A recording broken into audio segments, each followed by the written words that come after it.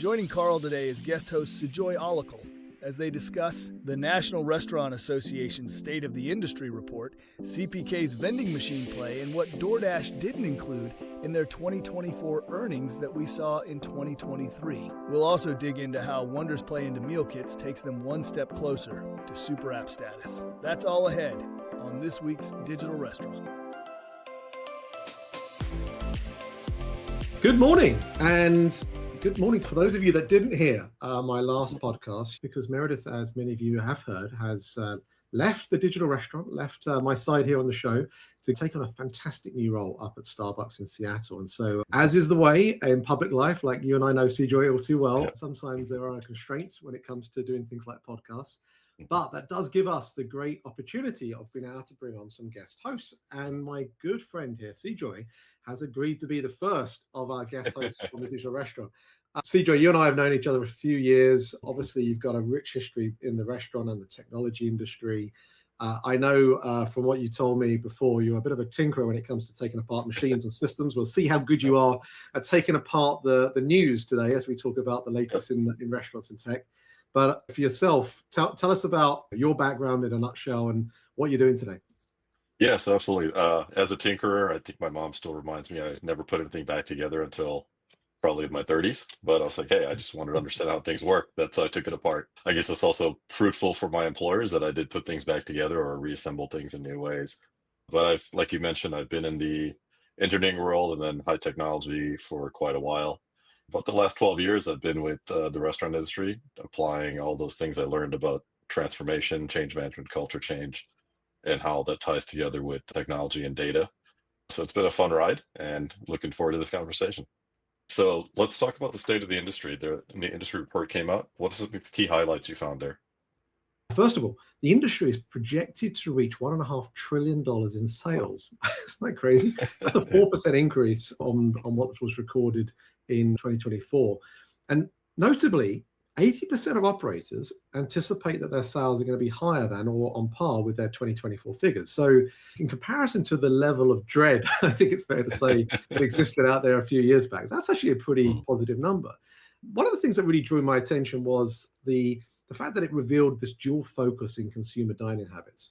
When it comes to on-premise, a significant majority of fine dining and casual dining, 90% and 87% respectively, the operators in that space emphasize the importance of increasing on-site patronage for their success in 2025, but also the fact that they're trying to enhance the in-person dining experience. And I think that is something which you and I have talked about in the past, in the sense of on-premise and the experiential aspect of it is still super important. And sometimes technology doesn't have to play a role. Now, take that over to off-premise, or takeout and delivery services, of course, continue to play a really important role, but particularly with the younger demographics. Notably, 67% of Gen Z and 64% of millennials consider it essential. And 82% of consumers, including about just shy of 90% of millennials, express that they would order it more frequently if their budgets were to allow for it. And of course, inflation has been certainly a theme over these last couple of years. When it comes to technology, only 28% report that tech investments have improved profitability. So I found that really interesting. Now, 69% acknowledge that technology has enhanced the operational efficiency and productivity. So is this a function of technology not working to improve profitability, or is it a function of just not having the reporting lens and kind of fine scalpel to really say, actually, by doing this, we've been able to improve profitability here?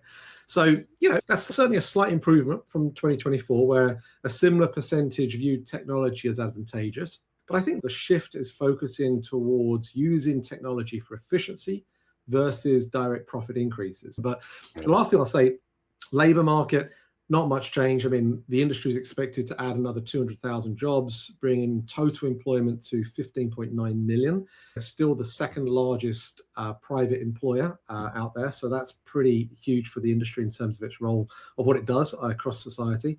Recruitment, still a big challenge. 77% of operators say they're reporting difficulties in recruiting and retaining staff, basically. I mean, has there ever been a state of the industry report that doesn't talk about that as a problem? Right. So that continues. And around some of the things about specific segments, it looks like full service restaurants are 4.1% below February 2020 employment figures. So we still haven't got back to the same level of employment in those particular areas, where we actually have surpassed it in quick serve and fast casual. I saw Joe Koskowski's article about 7 different themes that came up when he looked into the report more deeply from a technology perspective. He said things like 33% of adults want less technology in full service restaurants, 27% want less in quick service restaurants. That also, if you flip that on its head, implies that the majority want more, right? And similarly, there's an age gap thing, right? Millennials, 48% want more tech in full service, while 40% of Gen Z prefer more tech in QSR. So there's certainly a lens there. Now, I joke about that last bit. I think just shy of 40% say that technology levels are about right as to where they are right now. The other thing, loyalty was talked about in the report. 48% of loyalty program users say they're less likely to try new restaurants if they don't have a way to earn rewards. 78% of diners are more likely to visit a restaurant when they can earn loyalty points, even if it's less convenient to them to get to the restaurant. And then on the theme of automation, 47% of operators expect automation to become more common, but 14% added that technology has replaced a human job in the last year.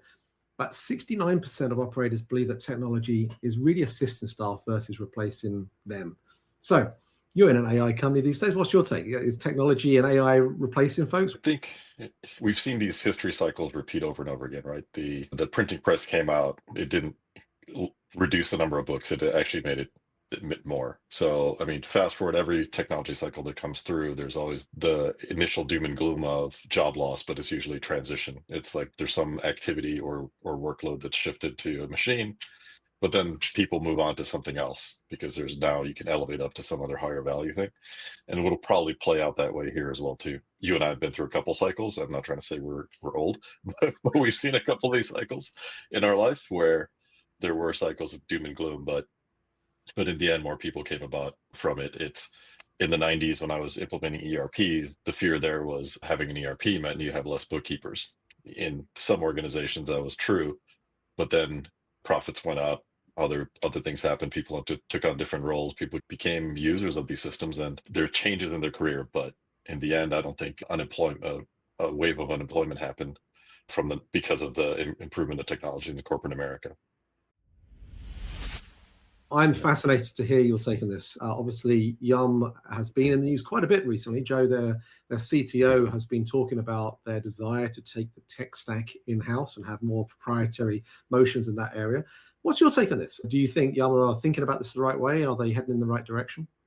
To me, experiences shape beliefs, right? And they experience difficulty in being beholden to third-party technology companies. In one of the articles, the CEO says they've experienced a lot of friction because of that, trying to get everyone to be organized and aligned with their goals. You can imagine what it takes to get 10, 20 different technology companies to align their roadmap to your needs and the time it takes to get there. And internally, there was a need to replace some of their older internal solutions, right, which may have, let's say, been out of date from a code perspective, or the people that were around to maintain it, they've moved on. So there's an internal imperative that they've got to replace these internal solutions, something more modern and unified. And when you take those two forces together, you come up against the classic choice of, do you build, do you buy, or do you borrow? And from what we're seeing that they're publishing outward, looks like they chose to go all in on the build, right? And that's a bold, brave step. Obviously, this is not an overnight success story. They've said this is a 10-year effort to get this done. And they quote in the article, this all is intended to work harmoniously. That's a really key objective, because that's what they're trying to escape, the disharmony of trying to align incentives and external organizations, and the ups and downs of relying on a vendor that may be here today and may not be here tomorrow. Those can all cause massive disruption when you have this many locations that you're dealing with.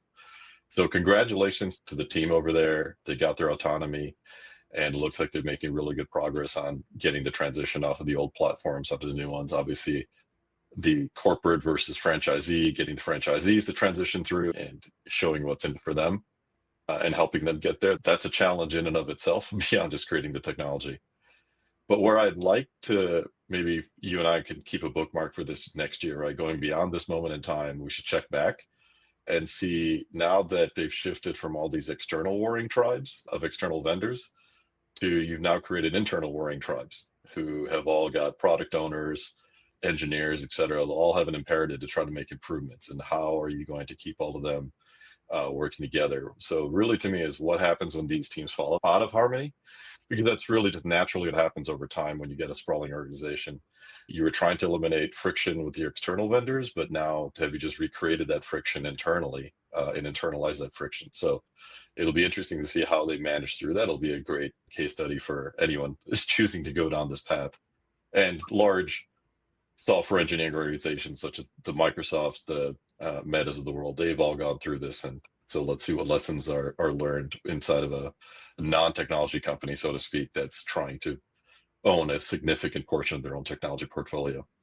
It's such a well-made point. It's not just the cost of putting something in place, it's also the cost of keeping it up to date and relevant, right? So whatever business case has been pulled together, it's actually the maintenance part of it, which of course is why some folks sometimes don't like the idea of building their own proprietary platforms. And I think your point around the franchise base is also fascinating, right? I mean, having been in a franchise organization myself, you have, yes, that top 10% that are shouting that you're saying we want to be a forward-thinking, technology-orientated brand, but you also perhaps have that other 20% on the other side, which either their business is struggling, they don't have necessarily the funds to be able to deploy technology in the way that perhaps the brand wants, or perhaps they're struggling with those labor issues that I was talking about, right? So in terms of the actual deployment and utilization of the technology, actually making it practical in a setting which is labor constrained sometimes can be difficult too. So there's all those different forces. And maybe that 10-year model is going to help them, right, be able to deploy change at the appropriate pace. Like you said, on the surface, building something may seem very cost effective versus paying external parties a perpetual license fee.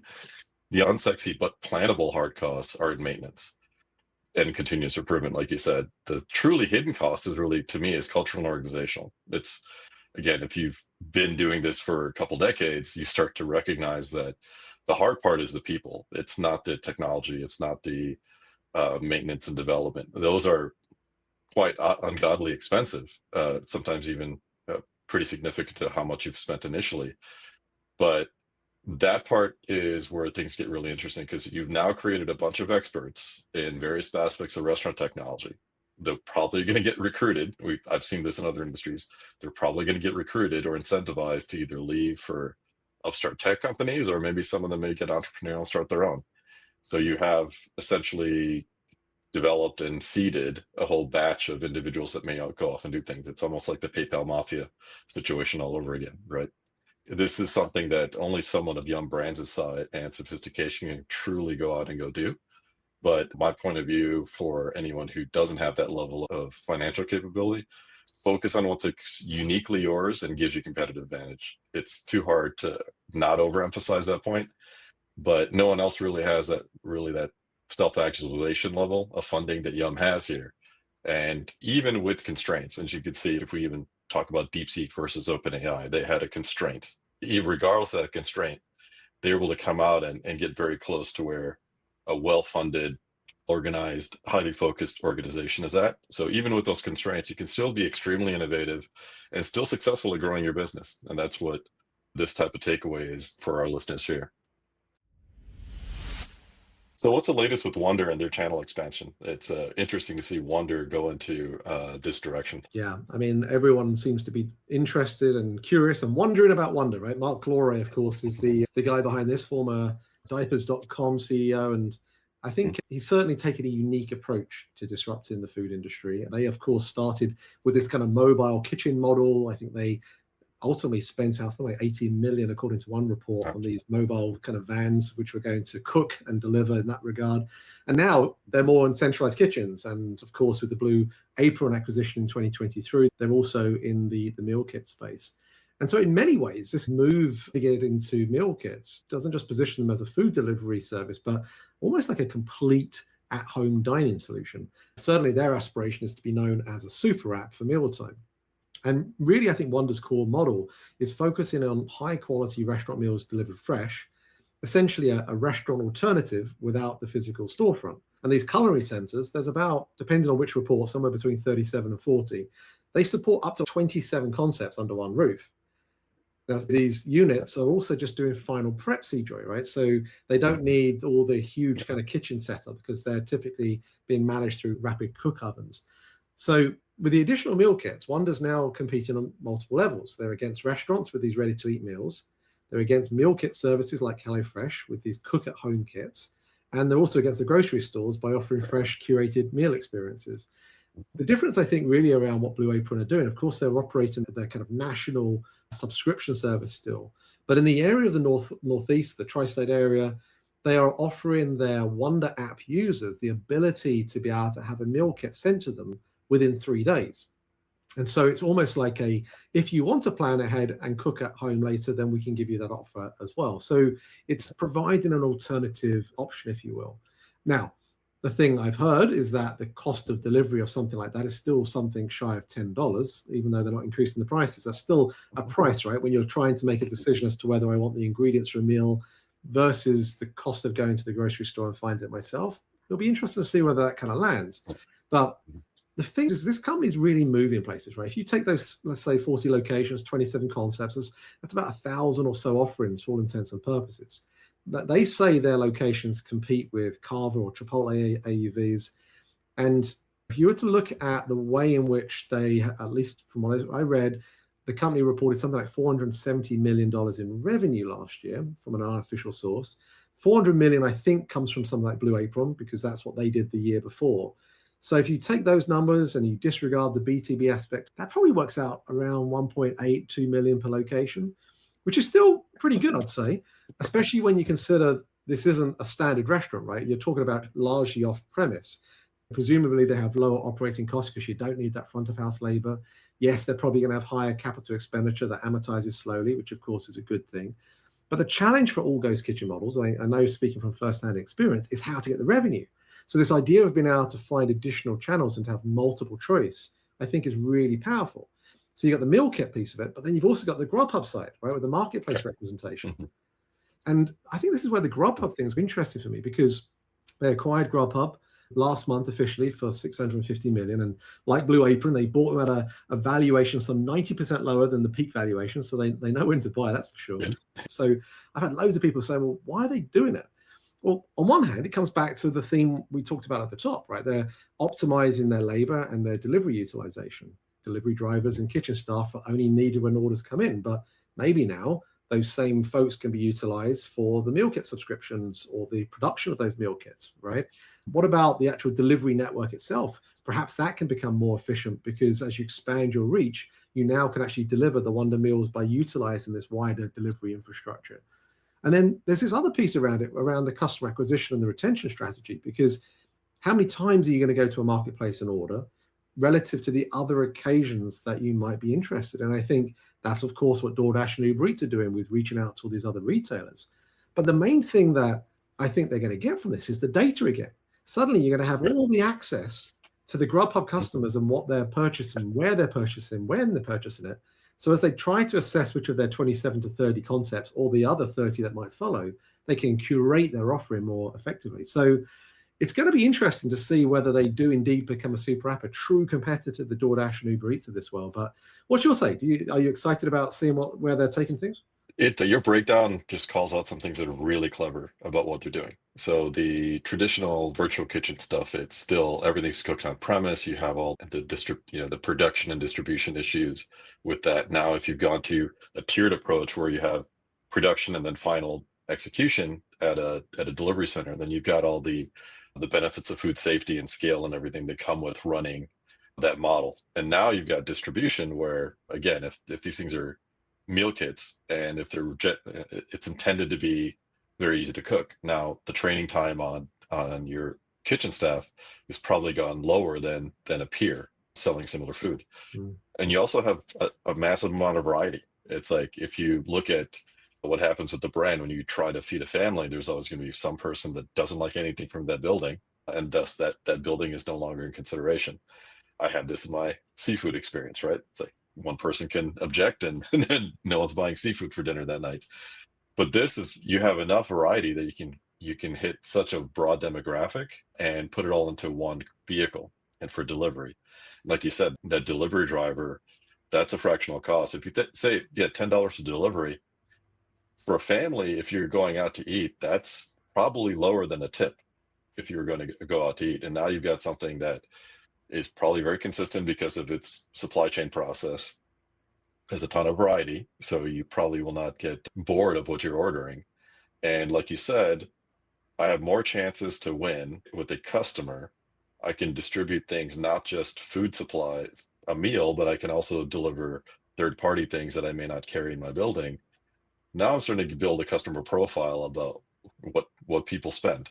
And that customer profile can lead to all kinds of other things that they may eventually go do with it. So yeah, there's obviously the hard things that they sell, but there's also all the data mining that comes along with getting this much insight into your customers or the geographies that you're serving. Talking of folks trying to get into new channels and Yeah. exploring the ways to grow their revenue, CPK's been in the news. What's been happening here? So first of all, who doesn't love CPK, right? Absolutely. From the article, they have about 200 units globally. They expect to have significant growth in its unit count and boost brand recognition through various channels, including non-traditional vending machines and consumer packaged goods. And they also have 12 airport locations. Let's talk about the tech here, just the vending machine play. A vending machine is a very low cost way to get your food in non-traditional places into people's hands versus building obviously a full-blown location, right? It's much easier in theory. Again, that's if you're using someone else's R&D efforts to get the machine up and running. If you're building vending machines from scratch, there might be some more engineering and capital costs to recoup over time. But let's say that it's significantly less expensive to pop a vending machine up anywhere you go, maybe a college campus, airport locations that you're not already in, sports arenas, etc. So you have an opportunity there to go and get your name out there. You get a lot of the hard benefits from sales, but I really think the benefits with the vending machine are probably going to be more in brand recognition to guests. And that's one level. To me, the bigger level is potential franchisees. They've stated earlier they want to grow franchisee footprint. If a franchisee, obviously they're the people with pockets are going to be flying around. And if you start seeing these things in large airports and you're running into it often, now you're getting enough people to see it, to see your brand out there, maybe even try your food there. That's going to also signal kind of a modern and fresh take on getting your brand out there. So that looks like it's a brand that's got some foresight and doing something about it. And for any growth-oriented entrepreneurial group, they're going to say, this is something that we want to be involved in. It's going to pique their interest. It's going to put a brand halo on them. And that's going to help CPK go and sell to potential franchisees. They're going to put more of these dots on the map for them. With only 200 locations, I used to live next to one before. I moved all of 30 miles away, and now the closest one for me is inside of DFW Airport. So on the occasions when I fly, it's the only time I see their brand. And if I do run into a pizza vending machine, I'm definitely going to give it a try. And I've heard good things from people inside that it's delicious, and looking forward to seeing it in execution. To me, the takeaway here is this is a really clever way to uplift an established piece of technology, something that's already well understood by a customer. Everyone's seen a vending machine, they know how to use it, but now this is a vending machine that's a bit more sophisticated, generating a pizza product for you. There's some stage show to the whole thing. So even if it does take a couple minutes to get the pizza out, there's still attention being drawn to it, maybe some lights and bells and whistles that go along with that. So it's a bit more different and involved. So now you've got this consumer facing tech that's not just giving you sales at a low entry price point, but you're also getting that brand. So kudos to them for trying this out. Good luck to them. I look forward to trying it out myself. Yeah, Dawn over there, the CMO, is doing some really good things, just bringing new, fresh perspective. And of course, their grocery strategy also is a great way to leverage their brand. But have you ever ordered a pizza at an airport? I did recently, Cijoy. I was bringing something back for my wife, and I thought, you know what, I've eaten something here, so I'll get her an additional pizza. But of course, and it makes sense, it's a very transportable dish to take onto a plane, right? But her pizza, I wasn't going to hold on to that for the 2.5-hour flight. So I put it above. Mm-hmm. But the problem with the pizza box is it can slide. And so for the rest of the flight, I was looking up going, oh, boy, if someone opens this thing, someone's going to get some pepperoni landing on their head. And they'll be going, well, it's not mine. But anyway, that didn't happen. Just be careful where you store your pizza, folks. Yeah, usually in your belly is a good place. So DoorDash, this is interesting, right? DoorDash just came on the scene just a handful of years ago. McDonald's has been around, forever. And DoorDash's results versus McDonald's, it's like it's impressive to see how big it is. What do you think it means for the industry as a Yeah, whole? many restaurant chains are fending off economic pressures, shifting consumer habits, even the food safety issues that McDonald's had to deal with in the fourth quarter. But DoorDash have delivered some pretty strong growth. So let's start with some of the numbers. Revenue growth, they surged 25% year over year, reaching something like $2.9 billion in Q4. So that's around 10.7 total for the year. Order growth, they processed something like 685 million orders, which is up 19% year on year. But as an overall year, they still operated at a $38 million loss. But Q4, much like Q3, the company did turn an operating profit, maybe proving therefore that Q3 wasn't a flash in the pan, so to speak. When you look at that number of what they did turn an operating profit on, it's just 4% of revenue still, right? Now, over the last 5 years, their operating losses have been something like $3.25 billion. And there was something particularly missing for me, Cijoy, in the results this year relative to 2023. Let me take you into a time machine back to the results of 2023, where they reported total revenues of $8.7 billion. And then they broke up that revenue. They said something like 59.8% of that revenue came from marketplace fees. They said that 26% of it came from delivery fees, the fees that you charge customers with the delivery services. And then the residual, something like 13.8%, came from advertising, marketing revenue, and additional services. This year, they didn't. So I don't know about you, but my guess is that advertising ramped up massively and is now a significant portion of their revenue. And perhaps we're not seeing it so much because of the propensity of these marketplaces to be so competitive, and for restaurants now that realize they just have to stand out, they must invest into marketing as well as pay the commission fees. So you take that and then you compare it to someone like McDonald's. They saw a 0.1% improvement in global like-for-like sales. It was actually down 1.4% here in the US. And that's significant, right? They're a $130 billion revenue company, in spite of all the things that have been happening, inflation, the challenges attributed to the industry. Convenience is still king, right? Consumers have spoken. They want food to come to them, even in a year of rising costs. I think it still proves that digital first is a winning strategy. You know, McDonald's and other chains have definitely invested into tech, especially into their loyalty program.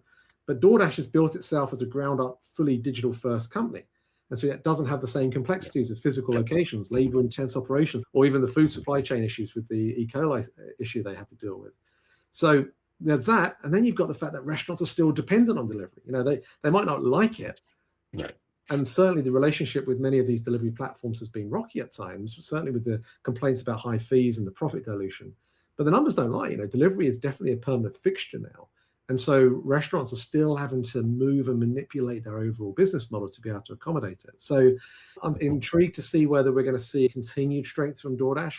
I would love to see what their advertising revenues are, because I think they're as much a advertising company now as they are a food delivery company.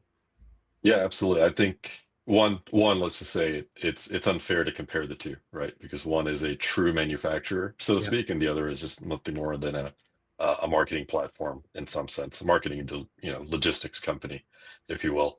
But what is interesting to me is that we have a strong push to return to office, and that means people are getting less time at home. So if they're getting less time at home, does that mean they want to wait less time walking into a restaurant, waiting in the to-go line to pick something up? And would they rather just use a DoorDash or some other approach like that they can order ahead, schedule a delivery that's going to drop on their doorstep? And the thing that they've done for me is that I have one singular app where I can order from multiple places. So my muscle memory, that my prior orders, everything's already there. I don't have to remember all the modifiers I need for the people around me that I need to order for. So they've made a really easy, compelling approach to ordering either for pickup or delivery. But going back to the marketing topic, we've seen it with Amazon, from Amazon.com. They have a marketing platform on there that rivals Google in terms of the revenue that they generate, because they're not just a place for you to list your product, but if you want to be seen on a listing, you're going to have to pay the piper to get up there before your sales can take over. And that's a common practice there. We've seen the same thing in restaurant industry with OpenTable. They went from purely giving you reservations. Now they're listing you. Now, if you want to be seen, you're going to have to do some type of advertising to make sure you get up to the top. And same thing with DoorDash. I saw it in my recent roles. If you're not buying the advertising, you're dropping to the second or third page. And if you're too far down the listings, you're probably never going to be seen. So they own the eyeballs, they own the clicks, and they can turn that into revenue very easily. Yeah, it's well said. And that's why I always say to folks, even the smaller operators out there, always important just to never switch off advertising, because you'll mess around with the algorithms. But look, enough about DoorDash. One of the things that restaurants need to think about is how they can run themselves more efficiently. So you're doing something these days, which I find incredibly fascinating. GM Pilot. What is GM Pilot, and how is it going to help restaurants in the future? Because at least what you've shared with me, it seems incredibly exciting. Thank you, appreciate it. So with GM Pilot, we looking at the industry, we saw this age-old problem. We have the workload, and a general manager is getting ever more complicated. The training time to get them up to speed and all the various systems, like dealing with, because of all the DoorDashes and everything else that come around. So all those forces are coming in to make the job, the life of a GM, even more difficult. I think it's something like 84% of their time is on tasks and not necessarily where we think they should be, which is to work with their team members, so that the team members can give a great guest experience, and that the GM can come around and touch tables and really work on hospitality. And if you hire someone that's, let's say, really great at running numbers in the back of house, they typically don't look like the same person that wants to be out on the floor coaching people and talking to people. And you want to hire for hospitality. There's more and more software systems. They're always going to be more and more sophisticated as they go, which means it's a perpetual training cycle. And what we looked at is, what do we do here? And our solution was, let's take away tasks away from the GM, starting with labor, because labor planning, labor scheduling, and monitoring labor, how well you're running labor, are really very difficult, time-consuming initiatives. Despite how good the software has gotten, there still needs to be a very strong, very practiced individual running it. So our point of view is, if we can take that away, run it as a service on behalf of the restaurant, then we can help drive down the cost of labor. And we've seen drops of 5%, which goes straight to the bottom line. Customer sat stays exactly where it needs to be, sometimes even improved.